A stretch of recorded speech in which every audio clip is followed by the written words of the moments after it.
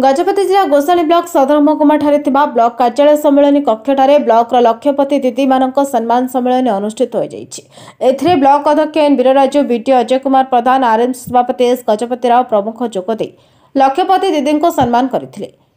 एने बीडीओ श्री प्रधान ए कार्यक्रम में उद्देश्य संपर्क में मत रखिते। मुख्यतः स्वयंसहायक गोष्ठी महिला मानक उत्साहित करने दिगरे एपरी प्रमाणपत्र दे सम्मानित करा कहिथिले। जो महिला गोष्ठी माने स्वावलंबी भाव वार्षिक लाख टंकार ऊर्ध्व रोजगारक्षम करिपारुछन्ति सेमानक सम्मानित करा जैतिबार जणापड़िछि। अवसर में ब्लॉक 373 लक्ष्यपति दीदी 4 गोष्ठी सहायता कर्मी मानक सम्मानित करथिले।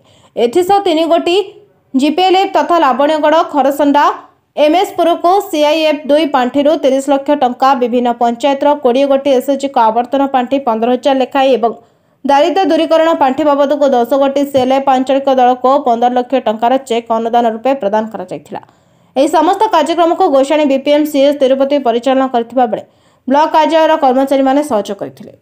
आज बैठकटी थिला गाँ गाँ रे जो एसएचजी माँ माने अछंती से माने केमती जो बैंक ऋण बा जो कोनोसी ऋण नेगी निजर कार्य व्यवहार करी इनकम करछंती ता उपरे जो माने कि एबे पर्यंत लखपति दीदी माने जो मानर कि एनुअल आर्थिक बढ़ी की वर्ष लाख टंकार अधिक आय करछंती सेमानंकु सम्मानित करागला।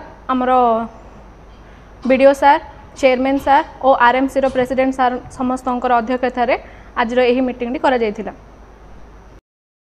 मु पावनी एसएचजी रो मेंबर अछि। मु महिला उद्योगी भाव लखपति दीदी रे मते आज पुरस्कृत करागला। सामान्य बीडीओ सार, मानवर चेयरमैन, वाइस चेयरमैन आमर सम्मान्य बीपीएम सार, बीएलसी सार, मोर सब भाई भौणी माँ मान धरिकी बैठक कराइला। ये बैठक में 373 जन माँ को लखपति दीदी भाव में पुरस्कृत करा जाइछे।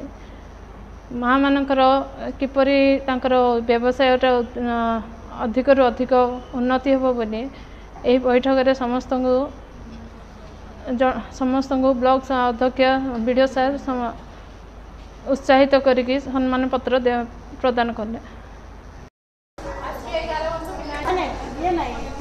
आज आमर ब्लॉक स्तर रे लक्ष्यपति दीदी सम्मान सम्मेलन आयोजित होइथिला। एथिरे ब्लॉक रो विभिन्न ग्राम पंचायत रु आसीथिबा 373 जन लक्ष्यपति दीदी को सम्मानित करा जायछि। ता सहित 104 कम्युनिटी सपोर्ट स्टाफ को मध्य मानपत्र दे सम्मानित करा जायछि। यार उद्देश्य होछि आमे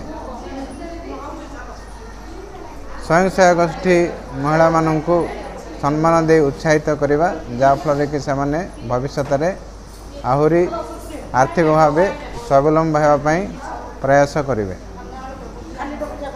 गजपति जिला भास्कर सिंह का रिपोर्ट, न्यायवती टीवी।